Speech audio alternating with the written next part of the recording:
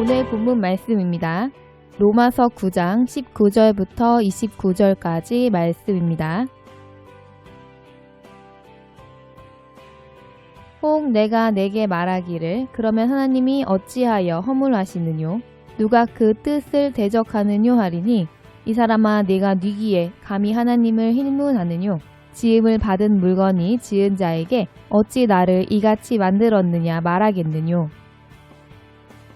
토기장이가 진흙 한 덩이로 하나는 귀 있을 그릇을 하나는 천 있을 그릇을 만드는 권위 없느냐? 만일 하나님이 그 진노를 보이시고 그 능력을 알게 하고자 하사 멸하기로 준비된 진노의 그릇을 오래 참으심으로 관용하시고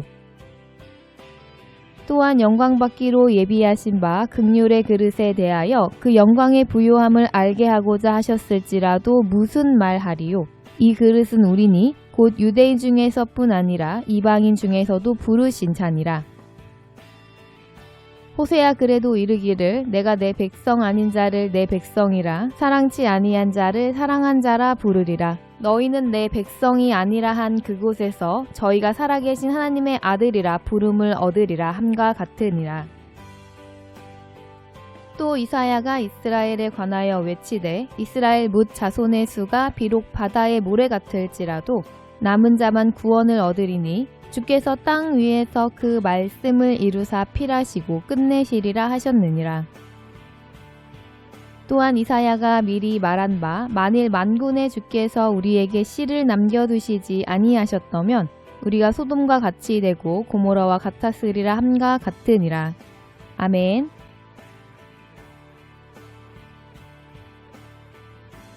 하나님께서는 예레미야서에서 말씀하시기를 말씀하시고 또한 그것을 지어서 성취하시는 하나님이라고 말씀하셨습니다. 하나님께서 하나님의 뜻을 우리에게 말씀으로 명령하시는 것 같지만 하나님께서 친히 이루신다고 말씀하셨습니다.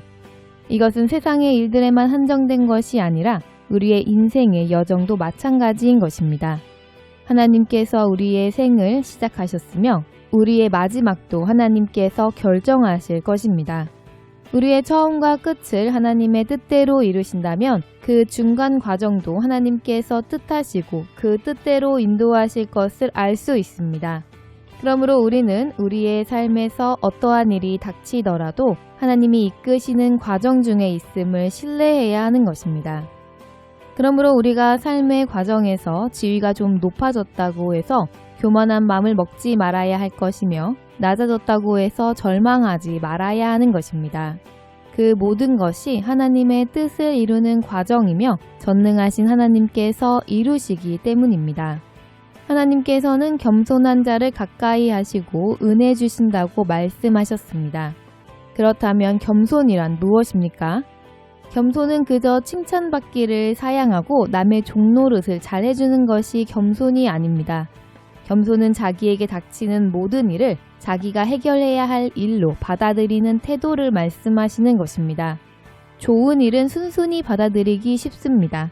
그러나 예기치 못한 불행이나 환란이 닥쳤을 때 이런 일이 나에게 일어난 이유를 따지지 않고 또한 하나님을 원망하지도 않고 오직 하나님의 뜻이 무엇일까 생각하며 그 상황을 헤쳐나갈 지혜를 구하는 사람이 겸손한 자인 것입니다. 오늘 본문은 바로 우리에게 하나님의 자녀로서 우리가 겸손해야 함을 말씀하셨습니다. 오늘 본문은 유명한 토기장이 이야기가 등장합니다. 토기장이는 흙으로 그릇을 만드는 사람입니다.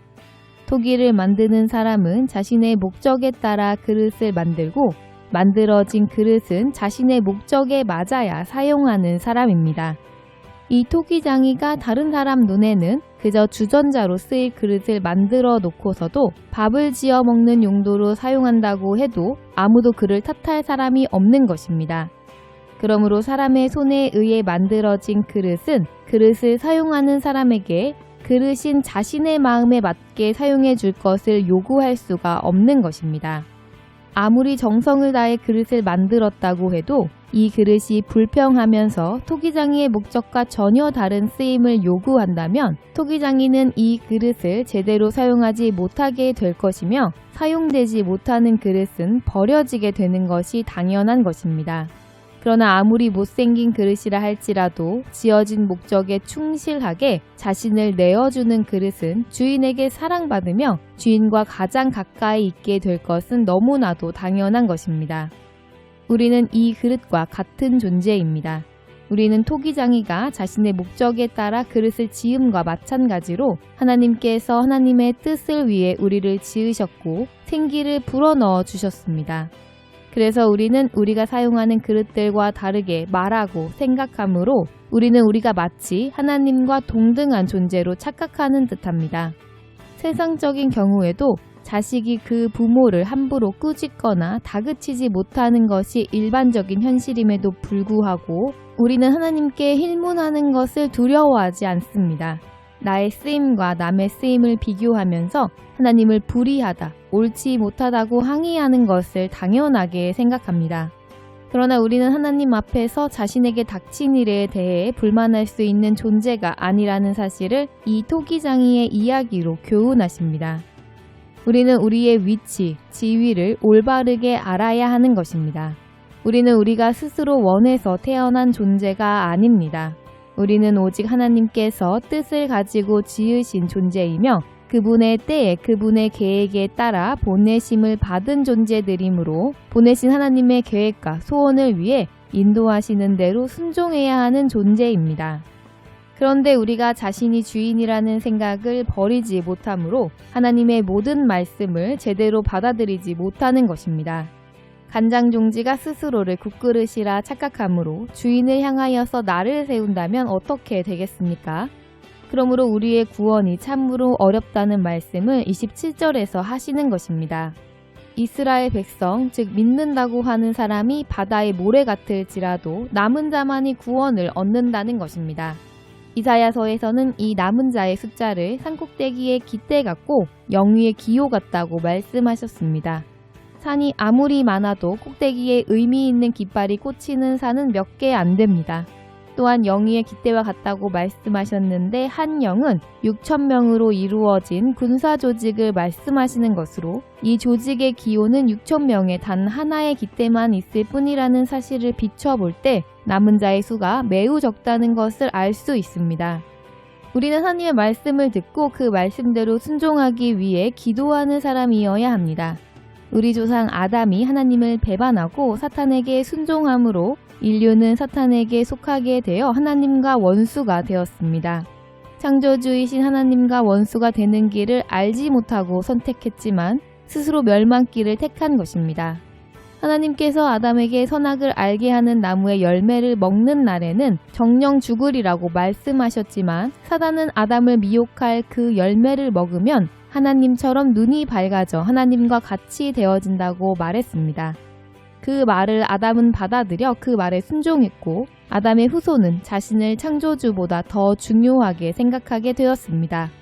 그러나 우리들은 예수님의 십자가의 희생으로 새 생명을 얻어 하나님의 자녀로 부름받았으므로 우리 옛사람의 권리를 온전히 버리고 오직 예수님처럼 하나님의 뜻만을 추구하는 삶을 살아야 새 사람으로 자랄 수 있습니다. 육신을 입고 있는 우리들에게 이 일이 얼마나 어려운지 남은 자의 숫자의 미미함으로 짐작할 수 있습니다. 그래서 우리는 범사에 감사해야 하는 것입니다. 좋은 일을 만나서 감사하는 것은 너무나도 쉬운 일입니다. 그러나 좋지 못한 일, 나쁜 일에 감사한다는 것은 쉬운 일이 아닙니다.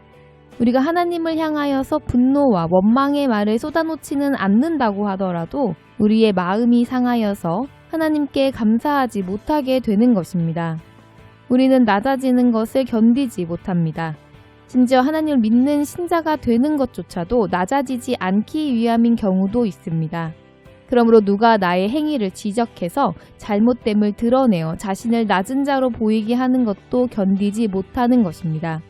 주님의 백성이므로 버려야 할 죄를 지적하며 신앙생활을 정정해야 한다고 말한다면 얼마나 많은 사람들이 기쁨으로 그 말씀을 받아들여 올바른 신앙의 자리로 나아오려고 발버둥 치겠습니까?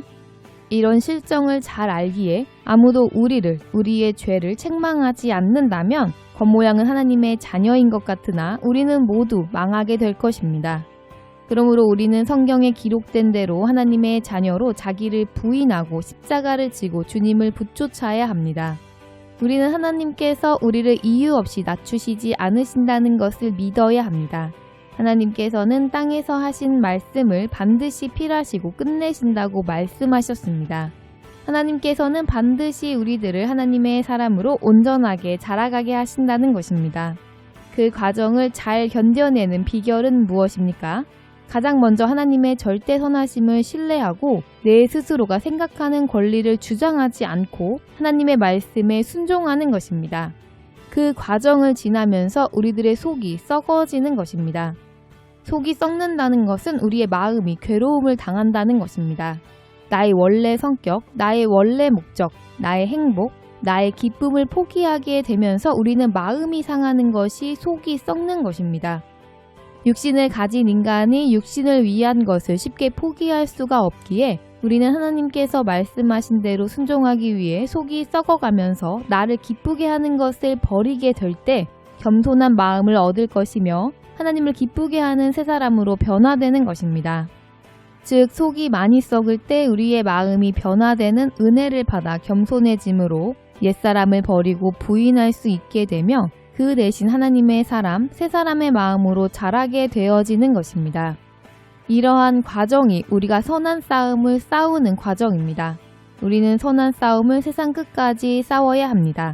바울 사도는 믿음의 아들인 디모데에게 보내는 편지에 선한 싸움을 싸우고 영생을 취하라고 말씀하셨습니다.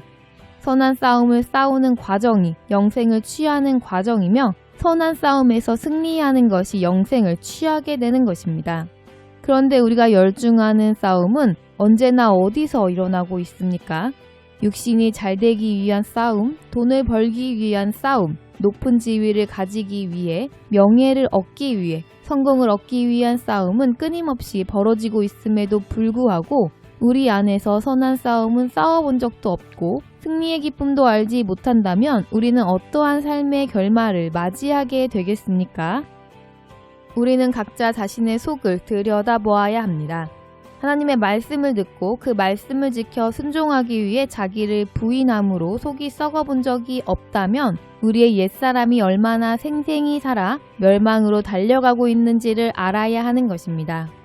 우리의 삶에서 우리의 마음이 조금도 힘들지 않는 길을 선택하는 삶을 살아간다면 그의 삶은 하나님의 사람으로 자라가지 못하고 여전히 어린아이의 믿음으로 살고 있다는 것을 깨달아야 합니다. 우리는 때마다 시마다 적절하게 하나님의 뜻에 순종하느라 자기의 권리를 포기하고 명예를 지키지 말아야 하는 때를 만남으로 마음이 아프고 속이 썩어짐으로 새 사람으로 자라가야 하는 것입니다. 오늘 말씀 들으시고 우리는 오늘도 내 속이 썩지 않기를 위해서 애를 쓰고 힘을 쓰던 일이 무엇인지 돌아보시고 이제는 하나님의 말씀에 순종하기를 택함으로 속이 썩는 것을 당연히 우리가 가야 할 길로 선택하여 하나님의 자녀로 장성하시기를 바라며 주 예수님의 이름으로 축복합니다.